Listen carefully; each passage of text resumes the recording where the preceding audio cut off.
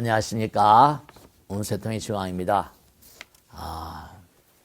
우리가 매일매일 살면서 꼭 당부드리겠는데 어떤 형태로건 간에 공덕을 짓는 삶을 살아가셔야 됩니다.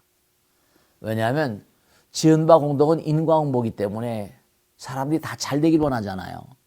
근데 많은 분들 모시고 살다 보면 다 잘 되길 원하시는데 그게 마음대로 잘 안 되세요.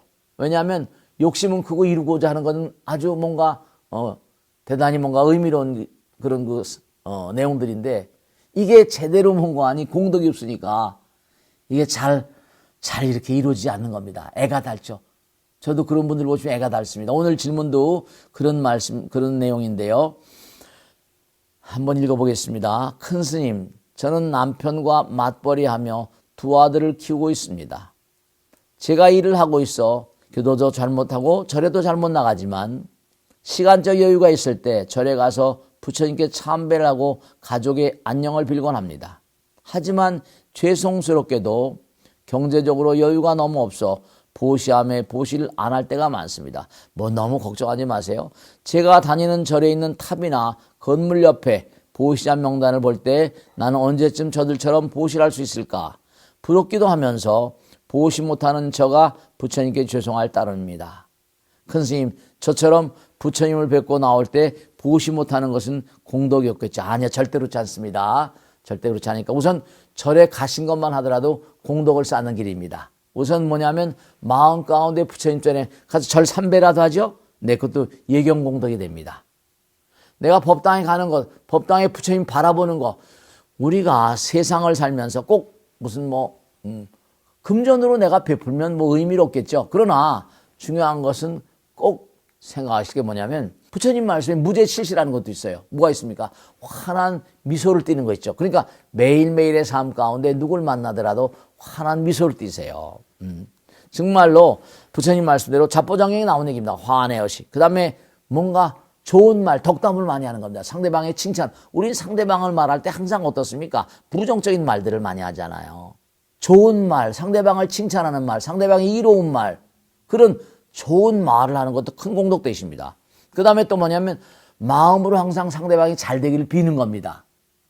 상대방이 잘 되기를 항상 심시라고 하는데 상대방이 잘 되기를 항상 마음 가운데 잘 되기를. 우리 남들이 잘 안 되는 걸 더 좋아하잖아요. 그러니까 우선 부처님 전에 나아가는 것만 하더라도 내 마음이 맑아지니까 부처님 말씀에도 망상과 번뇌를 깨뜨리기만 하면 내 부처님께서 말씀합니다. 망상과 번뇌를 깨뜨리기만 하더라도 큰 공덕이 된다고 그랬습니다. 그 다음에 안시라고 해서 항상 내 눈으로 말하지 않습니까? 내 부드러운 눈을 정말로 상대방을 사랑하는 그런 마음이 담긴 눈. 항상 사람이 눈치 보잖아요. 그죠? 눈치? 그러니까 아름다운 눈망울, 편안한 눈, 부드러운 눈을 하게 되면 그것도 공덕이 됩니다. 안시라고 그럽니다. 그 다음에 신시라고 그래가지고 또 뭐냐면 몸으로 내가 할 수 있는 대로 도와주는 겁니다. 몸으로 도와주는 겁니다. 그러니까 여러분 제가 윤수 대통령을 보시는 분 마찬가지지만 항상 남들이 뭘 할 때 내가 몸으로 노력봉사하세요. 울력이라고 하죠. 노력봉사하는 겁니다. 우리가 뭐냐면 돈을 버는 내용의 대부분은 뭡니까? 내가 노력을 투자하고 그러지 않습니까? 시간을 투자하고 노력을 하고 노동을 해가지고 그다음에 돈을 벌지 않습니까? 그럼 내가 응분이 뭔가니 노력을 한다고 내가 노력을 하면 그 대가가 부처님께서 그러셨어요. 너희들이 몸과 마음을 다해서 노력을 했는데 받는 대가가 네 마음에 맞지 않으면 내가 줄게 그랬습니다. 부처님께서 정말로 말씀이에요. 그러니까 항상 남들을 돕는 마음. 이른바 사서법에도 보시, 몸으로, 보시도 꼭 뭡니까? 돈으로 하는 것뿐이 아니에요. 재물보시도 있지만 이른바 말하면 법보시, 부처님 말씀 공부해서 남에게 차가운 부처님 법을 전달하는 거. 갠스강의 모래알같이 많은 삼천대천세계를 칠보로 가득 채워서 보시하는 것보다 부처님 말씀 한 말씀 보시하는 공덕이 더 크다고 그랬어요. 그 다음에 무해보시는 어렵고 힘든 사람이 있으면 안아주기만 해도 말씀이죠. 울고 괴로운 사람 안아주기만 해도 뭐죠? 그 사람 마음 편안해지죠. 무해시라고 그럽니다. 그러니까 이른바 무죄칠시 이게 참 중요한 건데 남들을 위해서 이렇게 여기 앉으시죠. 자리 하나 우리가 버스를 타거나 지하철 타거나 그러지 않습니까? 여기 앉으세요. 할아버님 그 자리 양보하는 것도 공덕이 됩니다. 그 다음에 뭔가 하니 그 사람이 편히 쉴 수 있게 공간을 만들어주고 쉬게 만들어준 거. 이 등등 해가지고 정말 머물 장소를 베풀어주는 거. 그러니까 꼭 돈이 아니더라도 이렇게 공덕을 질 게 아주 많이 있어요. 그러니까 이런 마음을 가지고 계시니까 제가 꼭 당부드리겠는데 덕 있는 사람 어디 가도 덕 불고 덕 있는 사람 어디 가도 외롭지 않고 정말로 그런 마음을 가지면 뭔가 내가 남에게 부처님께 기도하는 마음 이런 마음 가지면 주변에 항상 돕는 사람이 나타난답니다. 그러니까 법당에 와서 기도하는 마음 그런 마음들이 어떻게 되는 거 아니? 네, 저 사람 참 착하구나. 제가 그런 일을 아주 많이 봅니다. 엄마가 열심히 그렇게 기도하고 하는데 아들 딸들이 말이죠. 좋은 시험관을 만난다거나 그런 얘기들이 참 제가 하도 많이 듣는 겁니다. 엄마 아버지의 기도가 허사가 아니거든요. 부처님 당시도 쉰뜸을 보시라는 게 있어요. 경전에 나온 겁니다. 베풀 게 없었어요. 부처님 제자들이 와서 밥을 비는데 부처님도 같이 오신 겁니다. 그런데 공양을 드릴 게 없는 거예요. 근데 어떻게 되는 거 아니? 혹시 드시겠으면 이거라도 가져가지 않으시겠습니까? 쌀을 씻다 남은 그런 쌀뜨물 있지 않습니까? 쌀뜨물도 그냥 쉬었어요. 그랬더니 뭐냐면 부처님께서 그래 바로에다 그걸 받아 가져갑니다. 내가 이 쉰뜨물을 보시한 공덕으로 앞으로 큰 내 부를 이룰 것이다. 이랬다는 겁니다. 그러니까 우리가 항상 세상을 살아가면서 마음이 보배해야 됩니다. 그 법당에 나와서 기도하는 그 마음이 보배입니다. 꼭 재물을 할 수 있으면 여유 따라서 하는 것도 좋겠지만 근본적으로 내 마음이 아름다워지면 그게 더 훌륭한 보시입니다. 그리고 또 하나는 아주 중요한 게 부처님 경전에 나옵니다. 어느 그런 큰 부자가 있었어요.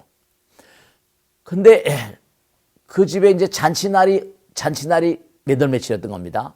근데 잔치날인데 어떻게 되는 거 아니? 소로부터 우유 젖을 다 짜먹게 되면 잔치날 짜먹을 젖이 없겠다 싶어가지고 소들에 젖 나오는 그 꼭지를 전부 다 묶어놨더라는 겁니다. 참 정말로.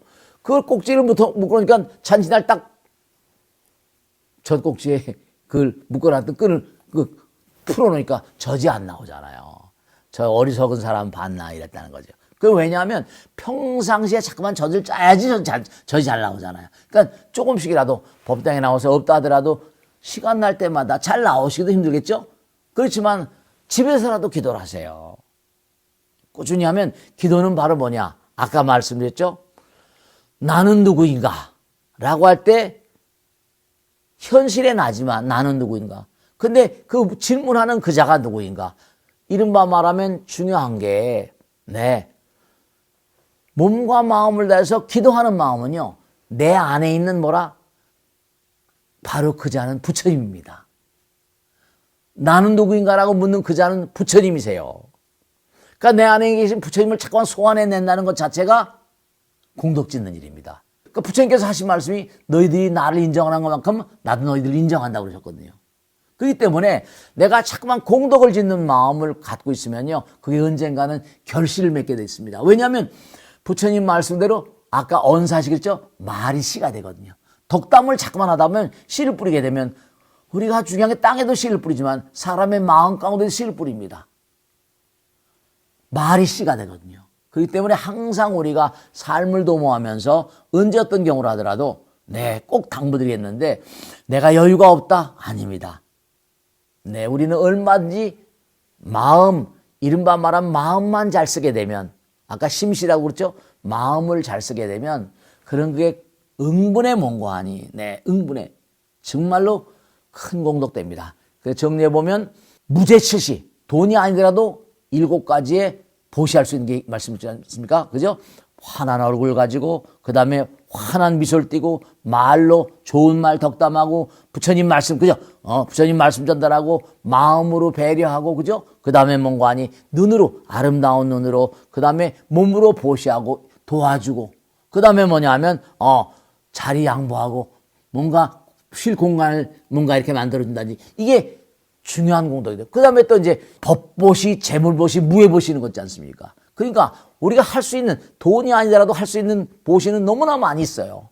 그러니까 그런 마음을 가지고 부처님 전에 나와서 공덕을 짓는 마음을 가지고 꾸준히 해가시면 부처님께서 다 하실 거예요. 그리고 시간 날 때마다 경전을 자꾸만 읽어보세요. 기도도 하지만 경전 읽어보시면 그게 내 마음 가운데 다 부처님 말씀이 새겨지면 누구한테 말 한마디 하더라도 그게 법보시가 됩니다. 법보시가 됩니다. 그러니까 저 같은 머리 깎고 사는 그런 이 스님도 뭐냐면 네, 부처님 말씀을 자꾸만 전달하고 저는 그러니까 아주 이건 확신에 차서 말씀드리겠는데 제가 강남에 들어왔을 때 썩은 창자 끌고 들어왔습니다. 죽기 싫어서. 살려고 강남에 들어왔습니다. 근데 어떻게 하다 보니까 공부한 것을 신도들한테 전달하고 한마디 두마디 하다 보니까 신도들이 뭔가 듣고선 어떻게 마음의 감흥이 일었는지 해가지고 한 분도 모셔온 게 이 능인선언이 된 겁니다. 그러니까 꼭 잊지 마시고 얼마지 정말 강남에 올 때 아무것도 가져온 게 없습니다. 썩은 창자만 가지고 들어온 거예요. 그러니까 제가 꼭 당부드리겠는데 돈, 재물봇이 그건 부처님께서 얼마든지 주실 수 있습니다. 그리고 허공에 시제천이 있어가지고 그가 마음을 잘 쓰면 재물을 펼쳐준 천사들이 옵니다. 그렇게 생각하시고 몸과 마음을 열심히 정진하시면 분명히 좋은 날이 오실 것이다. 제가 확신에 차서 말씀드립니다. 아시겠죠? 여기서 마치겠습니다. 네, 고맙습니다. 구독, 좋아요 누르시면 큰 힘이 되겠습니다. 마치겠습니다. 고맙습니다.